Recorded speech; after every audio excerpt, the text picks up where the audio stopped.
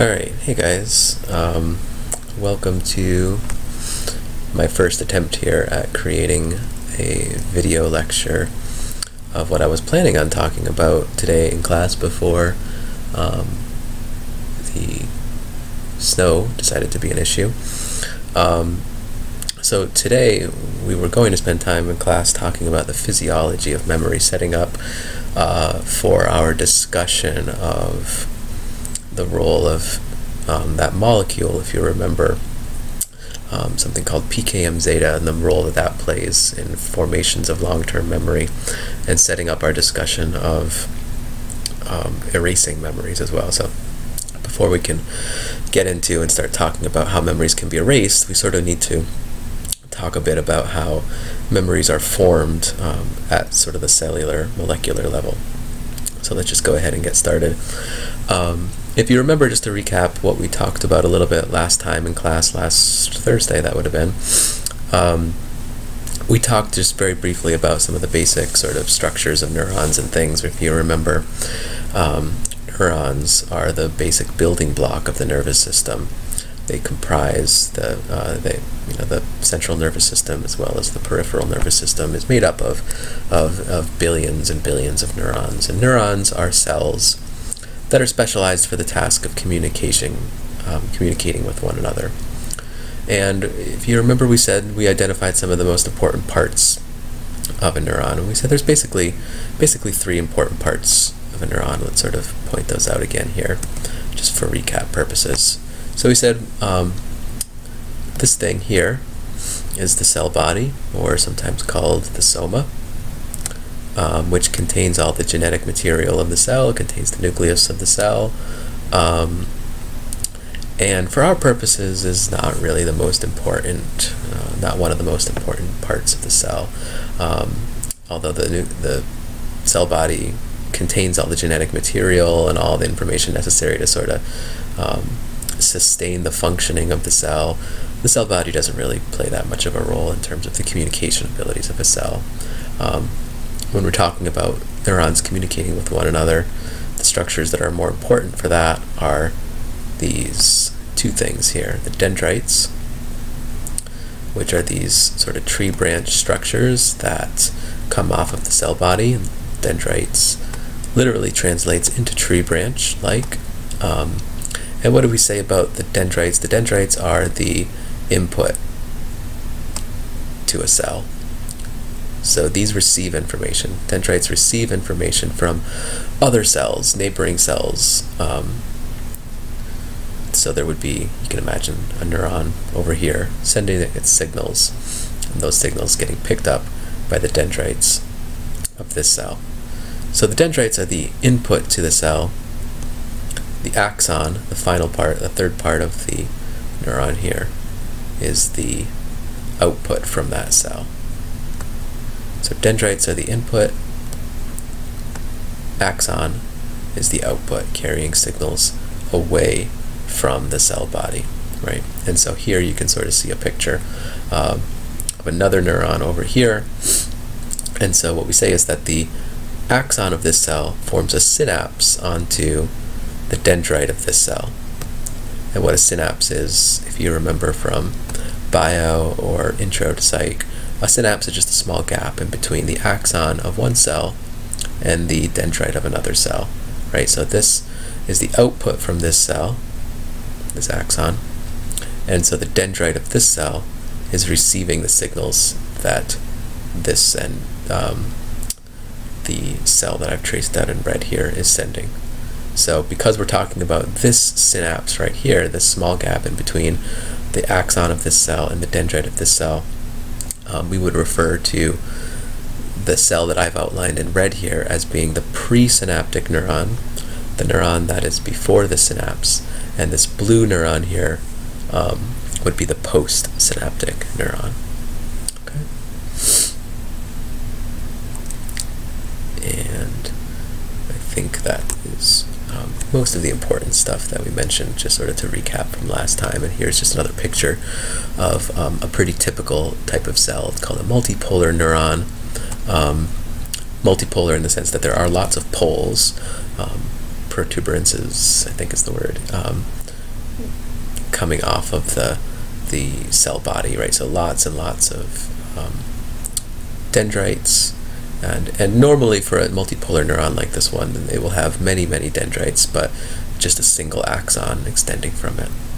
Okay, and one thing also that I may or may not have pointed out in class last time, and you may know, is that some cells have this on their axons, these little sort of fatty coating, these little fatty blobs, and this is myelin. Well, here it is, myelin sheath. So myelin sort of serves two important functions. One, it sort of insulates the cell and protects the cell, but more important than that, in the sense of when we're talking about cells communicating with one another, myelin sort of facilitates neural communication, which basically just means that it speeds up neural communication. So when we talk about cells communicating with one another, we talk about an action potential. We said, remember, neurons communicate through an electrical and chemical process. The electrical part of that process is the action potential, which we'll see on the next slide. Action potentials travel down the length of an axon. And so cells that have myelin on their axons, action potentials can travel down these axons much more quickly when there's myelin present compared to when myelin is not present. And so the action potential will travel down the axon until it reaches the end of the axon, where it will cause sort of the second part of this process to become initiated in these terminal buttons.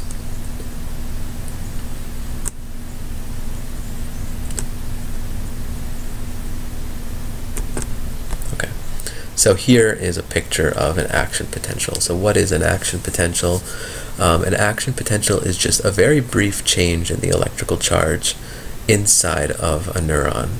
So neurons actually have an electrical charge inside of them, as we sort of mentioned last time. In particular, when a cell is at rest, when a neuron is at rest, it has a negative electrical charge inside of it, meaning that it's more negatively charged inside the cell than outside the cell. So there's actually fluid inside our cell and also outside our cell.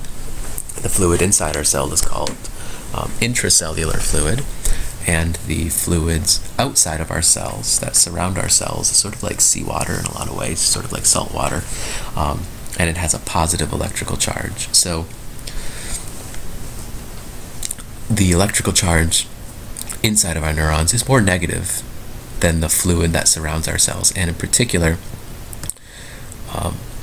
this is measured in millivolts. The charge, or more specifically the voltage, across the membrane of a neuron is negative 70 millivolts. This is when the cell is at rest, when it's not being stimulated. What happens when the cell gets stimulated? Say it receives signals from a neighboring neuron. That will cause something called depolarization, which is the beginning of an action potential. So depolarization is when the charge inside the cell goes from being very negative to getting more positive, starting to get closer and closer to zero. So when a cell gets stimulated, this will cause a change in the electrical charge inside of a cell. And if this depolarization is large enough, it has to get past a specific threshold value, which is around negative 60 millivolts, maybe a little bit more than that, maybe like negative 61 or 2 millivolts. If the charge or the voltage across the cell membrane gets past this threshold value, you will see a full action potential, in the sense that the charge inside of this cell will get very positive, will get more and more positive. Well, it will essentially approach zero. So in a way, you can sort of think of it as going down. Basically what this means is that the charge inside the cell and the charge outside the cell are getting more similar.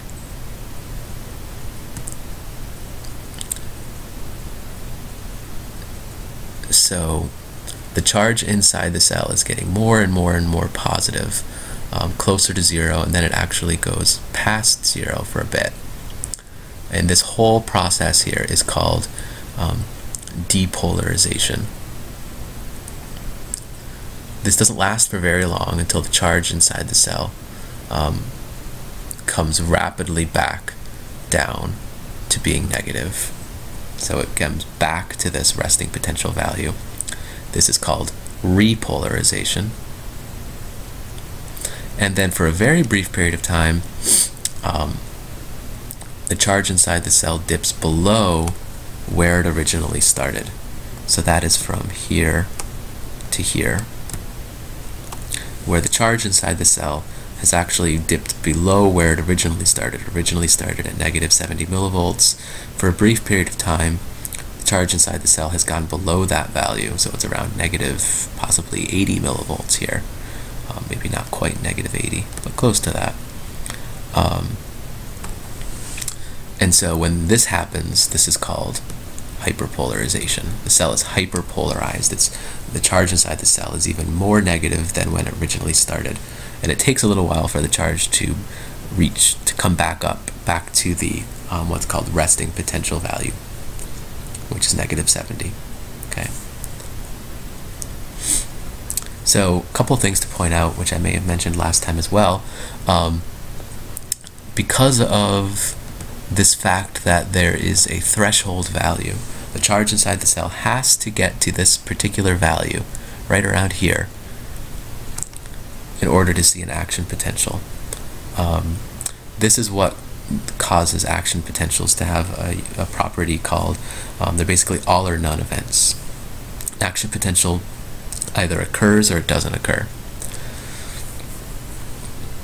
An action potential will not occur if the charge inside the cell doesn't get past this threshold value, right? So you see, if we sort of just weakly stimulate this cell and just cause a little bit of depolarization, that's what these curves are showing here, but it's not enough to get past that threshold value, you're not going to see the entire action potential. These are not action potentials, these are just very small little depolarizations.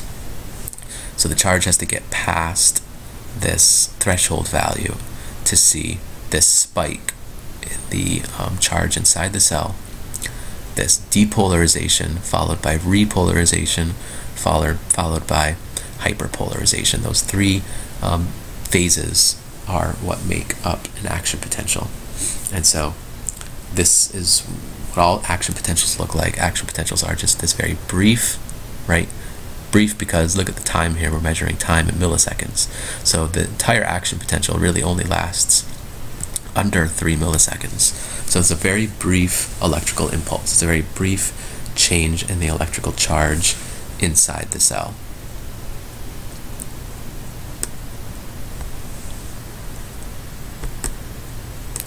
So what happens when the action potential reaches the end of the axon? That will initiate the second part of this process of neural communication, right? So we said that neurons communicate through an electrical chemical process. The electrical part is the action potential. The chemical part involves neurotransmitters. So when we don't really need to worry about this picture over here. Well, it's sort of just showing a terminal button forming a synapse onto a cell body here. What we're more concerned with is blowing this picture up and we get a close-up view of this synapse.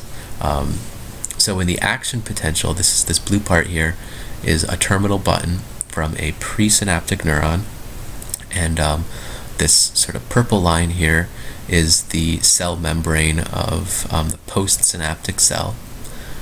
As I said before, most neurons you see a synapse between an axon of one cell and a dendrite of another cell. This particular picture just happens to show a different type of synapse, a synapse between the axon of one cell and the cell body.